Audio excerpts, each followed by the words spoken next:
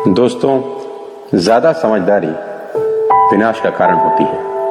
आज मैं आपको कई युग पहले की एक घटना सुनाता हूं जो ये बताती है कि ज्यादा समझदारी हमेशा विनाश का कारण बनती है। दिति और कश्यप के दो पुत्र हुए, हिरण्याक्ष और हिरण्यकश्यप। हिरण्याक्ष ने क्या किया? हिरण्याक्ष ने धरती को समुद्र के गर्भ में ढकेल दिया। हाहाकार मचा। भगवान विष्णु ने अवतार लिया। भगवान विष्णु ने अवतार लिया और धरती को समुद्र से बाहर निकाला। अब दिति ने अपने दूसरे पुत्र हिरण्यकश्यप से कहा कि तू ब्रह्मा जी की तपस्या कर, ब्रह्मा जी से अमर होने का वरदान मांग। हिरण्यकश्यप ने ठीक ऐसा ही किया। उसने ब्रह्मा जी की तपस्या करी। ब्रह्मा जी प्रसन्न हुए। ब्रह्मा जी ने कहा मांग। तो हिरण्यकश्यप ने कहा प्रभु मुझको अमर कर दो। भगवान बोले अमर करना मेरे हाथ में नहीं, कुछ और मांग। अब हिरण्यकश्यप ने बुद्धि लगाई। देखी कैसे? इसने कहा फिर एक काम करो, ना दिन में मर सकूं ना रात में, कुछ ऐसा कर दो। प्रभु ने कहा तथास्तु। इसने कहा ना रात में मर सकूं ना दिन में, कुछ ऐसा कर दो।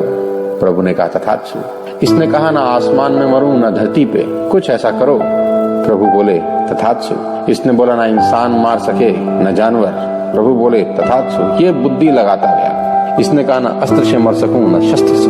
भगवान बोले तथास्तु। इसने बोला ना घर के अंदर न घर के बाहर। प्रभु ने बोला तथास्तु। ये बुद्धि लगाया, जहां तक लगा सकता था वहां तक लगाया। मन की मुराद पूरी हुई। लेकिन दोस्तों, जब अंत समय आया तो कहते हैं भगवान ने नरसिंह अवतार लिया और जब उसको मारा जाने लगा तो गंभीर आकाशवाणी थी कि देख, न दिन है न रात, न घर के बाहर न घर के अंदर, न अस्त्र से न शस्त्र से, न इंसान मार रहा है न जानवर, लेकिन तेरा वध किया जा रहा है। और हिरण्यकश्यप मारा गया। दोस्तों, मैं आपको एक और उदाहरण देता हूं जहां अधिक बुद्धि फिर विनाश का कारण बनी। महाभारत का युद्ध होने को ही है। भगवान कृष्ण आराम कर रहे हैं, अर्जुन बैठे हैं, दुर्योधन आ गया। भगवान जागे। भगवान ने अर्जुन की तरफ देखा जो कि भगवान के चरणों की तरफ बैठा था। तो भगवान ने अर्जुन से पूछा अर्जुन किस लिए आए हो? इतने में दुर्योधन जो सर के पास बैठा था बोल पड़ा पहले मैं आया। तो भगवान ने बोला मांग, तू क्या चाहता है? दुर्योधन ने कहा भगवान युद्ध सर पे है, मुझे सहायता की जरूरत है। भगवान बोले दो ऑप्शन है तेरे पास। पहला ये कि मेरी बहुत बड़ी भारी भयंकर होनहार सेना है जिसमें एक से बढ़कर एक महारथी है जो किसी भी सेना के साथ युद्ध करने में सक्षम है। एक तो मेरी वो चतुरांगिनी सेना है और दूसरी तरफ मैं हूं, लेकिन मैं लड़ूंगा नहीं, अस्त्र नहीं उठाऊंगा, शस्त्र नहीं उठाऊंगा, फैसला तेरे हाथ में है। दोस्तों, दुर्योधन भी खोपड़ी लगा गया। दुर्योधन ने भी दिमाग लगाया, बुद्धि लगाई, मन में सोचा एक तरफ सेना और एक तरफ ये अकेला, और ये लड़ेगा भी नहीं, मुझे इसका करना ही क्या है।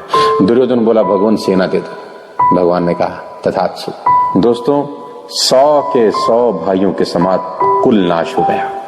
दोस्तों, मैं आपको तीसरा उदाहरण देता हूं जहां बुद्धि नहीं लगाई गई। देखिए क्या हुआ। कल मिलना था राजपाट और अगले ही दिन मिल गया वनवास।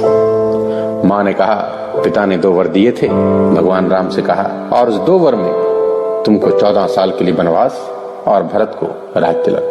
चाहता तो ये भी बुद्धि लगा सकता था, चाहता तो दिमाग लगा सकता था, चाहता तो सोच सकता था, लेकिन इसने ना दिमाग लगाया ना सोचा।